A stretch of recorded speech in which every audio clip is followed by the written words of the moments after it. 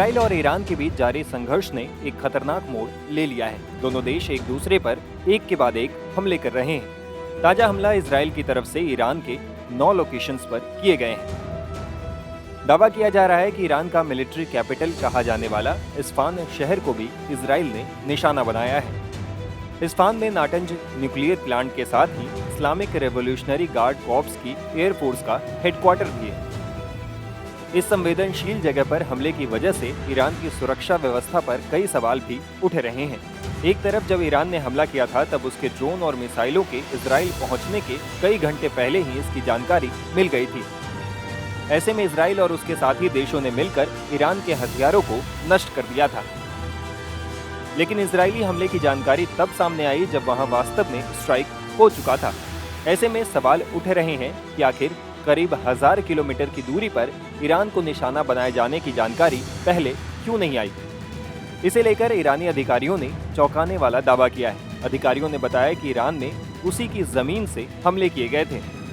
दरअसल शुक्रवार तड़के इजराइल ने ईरान की 9 लोकेशंस को मिसाइलों और ड्रोन से निशाना बनाया। इसके बारे में ईरानी अधिकारियों ने बड़ा दावा किया है। मीडिया रिपोर्ट्स के मुताबिक ईरानी अधिकारियों का मानना है कि ईरान के अंदर से ड्रोन चलाए गए थे। उन लोगों ने दावा किया कि इजरायली समर्थक मिलिशिया गुट ईरान के भीतर घुस आया था।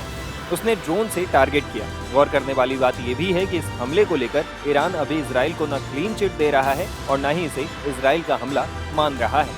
हमला छोटा हो या बड़ा, अगर ईरान ने माना कि इजरायली अटैक है तो ईरान पर जवाबी कार्रवाई करने का दबाव होगा और ऐसा कोई भी देश नहीं चाहता, क्योंकि इससे मिडिल ईस्ट में जंग की संभावनाएं और ज्यादा बढ़ जाएंगी।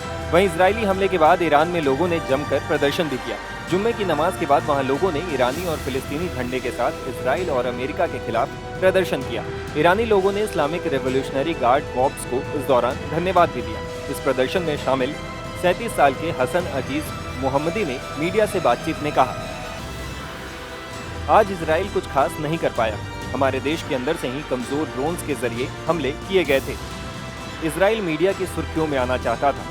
वैसे इसमें कुछ भी खास नहीं है। ये घटना इतनी बड़ी नहीं थी कि ईरान को इसका जवाब देने की जरूरत हो। ईरान का हमला इजराइल पर थप्पड़ की तरह था।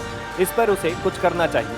वो एक दलदल में फंसा है जहां से न तो आगे जा सकता है और न ही पीछे। अंततः वो तबाह हो जाएगा। बता दें कि 1 अप्रैल को सीरिया की राजधानी दमिश्क में ईरानी एम्बेसी पर इजराइल ने हमला किया था। इसके बाद ईरान ने 2 टूक कहा था कि इजराइल को इसका नतीजा भुगतना होगा। ईरान ने ऐसा किया भी।